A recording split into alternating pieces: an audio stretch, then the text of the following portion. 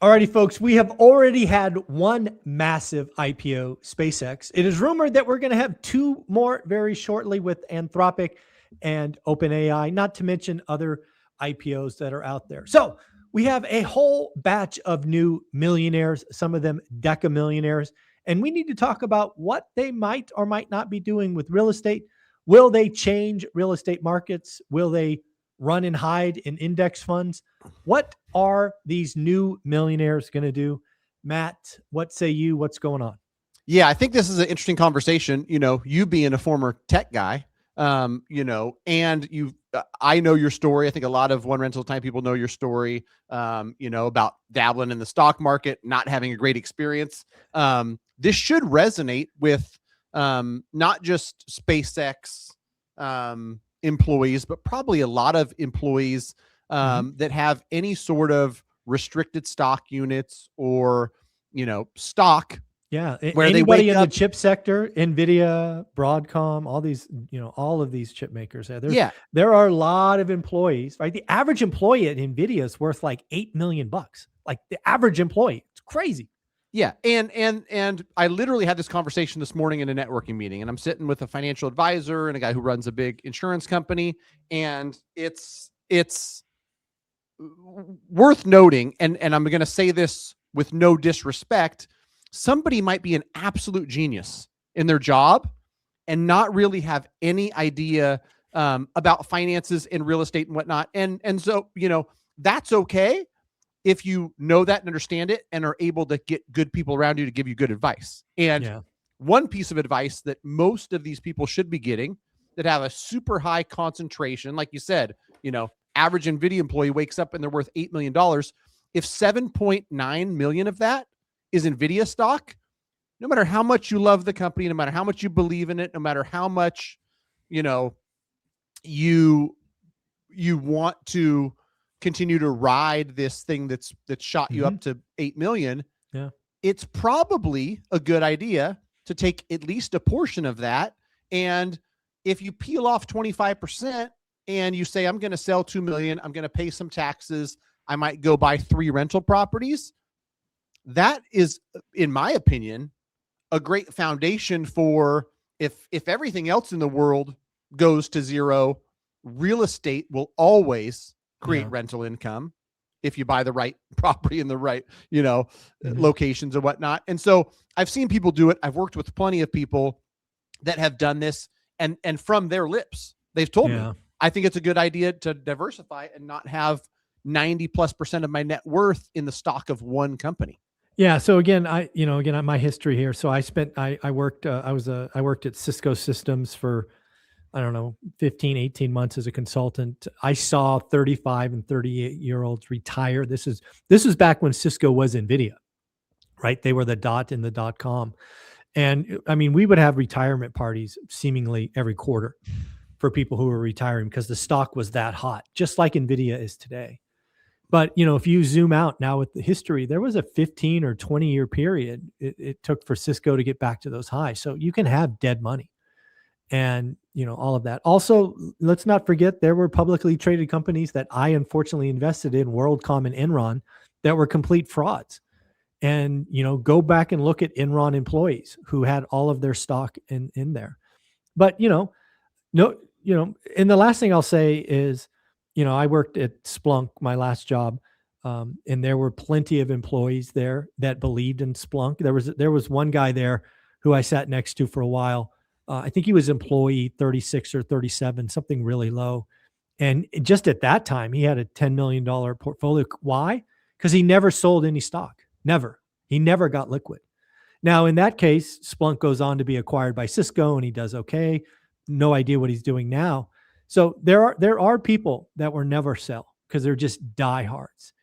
But if you want to zoom out and realize that that's a risky bet, you need to take some chips off the table. And, there are employees who never held any grants. I was one of them. Every time my stock vested, I sold. And I used that to buy real estate. Why? Because my job was like, I was a commission salesperson. I could be fired every 90 days for lack of performance. And I didn't want my wealth tied to, the same thing for my career. So I wanted to diversify. I wanted to create a foundation that my family could stand on and stand on confidently. And boy, I'm glad I did, because, after decades of being the number one guy, one day comes and you're gone. So, there's just, you got to look yourself in the mirror and ask yourself, are you protecting your family long-term? Yeah, I agree. And that's why too, I think it's interesting to think about, what people are going to do with this newfound wealth. And there's a lot of talk about, this small Brownsville town in Texas, but a lot of these millionaires are in Silicon Valley and other places. And I know, from a high concentration of,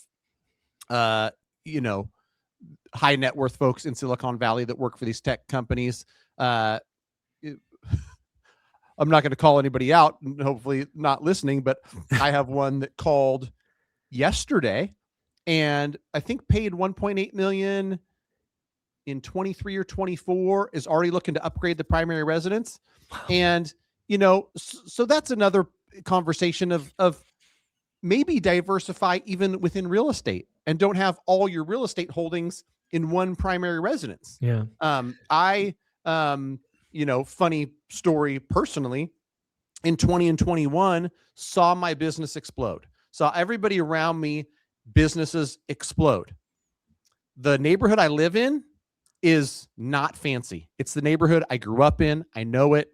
It's nice enough, right? Mm-hmm. Plus all my family's there. Rather than go buy a $2 million house in Granite Bay or Loomis, or a lot of people around me did this, I bought more homes in the neighborhood I live in as rentals, right? There you go. And looking back, man, am I glad I didn't attach myself. You don't want that debt around your neck. Oh my gosh. I joked with a buddy of mine because at one point, my wife and I had 6 mortgages, including our primary mortgage, that cumulatively were less than his one mortgage on his, $2 million estate that had a winery attached to it. Yeah. And so, part of this conversation too is, for anybody who's, listening and there's an event where you come into a lot of net worth, have some people around you that might speak some long-term. Well, so let's talk about that. So again, if the numbers are right, SpaceX minted 4,000 new millionaires. So what's going to happen? Right. Obviously there's a lockup period. And, by the way, some of them were, some of them used secondaries before, but let's just facts on the ground, 4,000 new millionaires. Fast forward 6 months, the unlock is there. What happens? Well, unfortunately, consumers are remarkably predictable. So most of those people are going to sell some, if not all of their holdings, and they're going to get a nice big tax bill. The next thing they're going to do is they're going to say dumb shit like, I deserve this or that. What does that mean? Well, you could expect a lot of brand new car sales and pickup trucks. You probably can expect boat sales to go through the roof. Probably some RV sales go through the roof. You're going to have some crazy 5-star vacations happen, right? You're going to see a level of spending on frivolous things go through the roof. That's just how people are. It's just how it works. You're going to have a few people that choose to sacrifice and realize they've been given a once-in-a-lifetime gift. And they too are going to take chips off the table, but they're going to take those chips and they're going to spread them across assets. And, I had a buddy of mine who was at a security company, he was a VP there. And, he just went in and bought real estate at, with 50% debt. He wasn't about risk. He actually didn't even care about the cash flow. He just wanted to take chips off the table and put them in assets. And he had property management, so he never thought about it. And, he did okay, right? 20 years later, they're all free and clear and, life is good. So, if I were to think about the 4,000 new millionaires, probably half of them do dumb shit. Probably 10% keep. And just because they're diehard SpaceX or Anthropic or OpenAI, diehards, and they drink the Kool-Aid. And then you're going to have a set of people that take this gift and create a solid foundation. And then I guess the last thing we should say, if you're a real estate agent in this areas, get ready for luxury home sales. We are going to see luxury home sales in a couple of markets go through the roof, is my opinion. Yeah. I think that, anytime there's, an inflow of money, and I know it personally because I'm in Northern California, right? Like, it might not necessarily all be Silicon Valley, Bay Area homes. It's like, oh, what's happening in South Lake Tahoe? Really? I mean, Yeah, that happened in exactly. 2021. Everybody was getting rich in a number of different industries because of, and they wanted that second home just across the border. Yeah. South Lake Tahoe went crazy. And then on the Nevada side, some markets went crazy. Probably, some snowbirds that bought stuff in Scottsdale or Palm Springs or something. And, some Park City, Utah for people that like to ski. And so, when money flows, there's going to be different places to park liquidity events. I mean, we're going to see some just massive IPOs this year. The three that we've talked about, and there's more behind it, assuming the market holds up. And the liquidity that's going to come out of this is going to be wild. And it once again is going to prove that the average consumer is stupid, because they're just going to buy depreciating assets. They're just going to splurge on shit that they'll never deal with. Again, folks, I say this with confidence because I remember when Google popped and Facebook popped and, PayPal popped and all these other things, right? I remember a buddy of mine, I won't say which company he was at, but basically they had a contest. This is absolutely happened. I think 10 of the people got around and said, who could buy the dumbest thing with $10,000? That's how little they respected the money, because it was such a massive windfall. Wow. And and the winner bought a gigantic M&M dispensing machine and filled it up with M&Ms. I mean, that's pretty dumb for $10,000. That's pretty dumb. That's pretty dumb. That's a lot of M&Ms. So it's terrible. Right. Yeah. But my hope, Mike, is that most people that tune into One Rental at a Time are smart people that are going to make wiser decisions, right? But if this reaches somebody who's had a windfall, take a couple deep breaths. Congratulations. Celebrate with a nice dinner, spend a few $100 on a nice dinner. Yeah. But at that dinner, have a conversation with your spouse and say, what can we do with this money that we're going to look back in a decade or two and be really happy we did? Yeah, I would tell you to even be better than that. So again, you have a massive IPO. You probably have more RSUs that aren't, they're not due yet, right? You haven't been granted them yet because they're time-based every quarter or every year. So what I would tell you to do is at that dinner, say, what moves can we do in the next 4 years? Because they're often 4-year grants. What moves could we do in the next 4 years and 4 years only so that we never have to work again? Yeah. That's the question. And that's the answer. Because if you sacrifice just for a little bit longer, if you don't celebrate the, I deserve nonsense for 4 more years, and you get another couple of tranches of RSUs, you could be done in 4 years, done forever.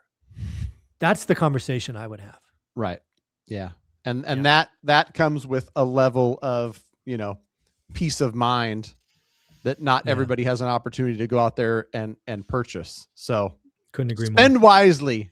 There you Those go. of you who are going to be showered with the windfalls. Don't say I deserve. That's a cost for doing dumb exactly. shit. Yeah. If somebody wanted to reach out to you and have a conversation, maybe they want to take a big chunk of this and buy a home for them and their family. Maybe they want to buy rental properties. What do they do? Right. Go to mtmg.com. Me and my team are happy to help. And, the conversations I have every single day remind me that everyone's situation is different. So, no matter what me and you talk about, every single person's going to have a caveat here and a caveat there. Well, we've got kids going to college, so this is part of our plan. Or, I'm 17 years from retirement instead of 8. So this is our plan. And so you have to talk it through and bounce ideas off of somebody that can go, well, based on that, you might consider this. Based on that, you might consider this. I continue. You've had thousands of conversations. You have a big library of stories. Yeah. And the thing that I love, Mike, is I've reinforced this idea in my head because it's happened so many times. Someone's going to come to the conversation and I'm going to come to the conversation. At the beginning, neither one of us has the answer. And we're going to walk through it together, bounce stuff back and forth. Well, based on what I've seen, here's an idea. Well, Matt, but another thing to consider is my wife's job, X, Y, and Z. Oh, okay. But I've seen this. I've seen people do this. Might be something you consider. We'll go back and forth. 15 or 20 minutes later, everything becomes clear. And for There you this person and their specific scenario, this is a game plan that works. Or there's doors A, B, and C. And I can show Right. you the numbers. You sit down with your spouse and you tell me which one works best for you, you know, based on your risk tolerance and your game plan and your goals and all that stuff. Love it. MTMG.com. It's right there on the screen, folks. MTMG.com. Thanks, buddy. Thanks, Mike. Mhm.